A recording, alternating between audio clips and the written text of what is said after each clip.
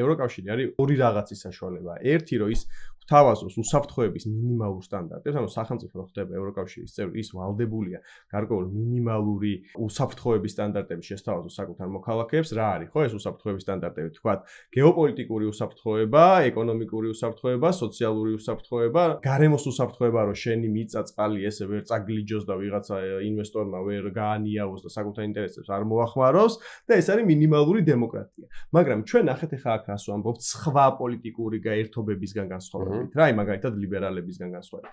ჩვენ ვამბობთ, რომ ეს არ არის საკმარისი.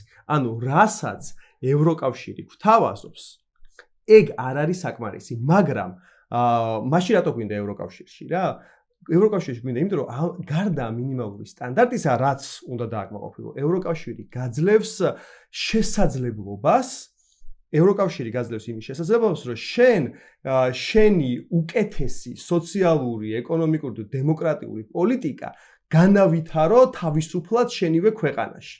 და მესამე ასპექტი, ჩვენ რა თქმა უნდა ვაცნობიერებთ ზუსტად იმას, რაც კი გამთქვა, რომ ევროკავშირში როგორც შიდა პოლიტიკურად, ისე საგარეო პოლიტიკურად არის ბევრი პრობლემა.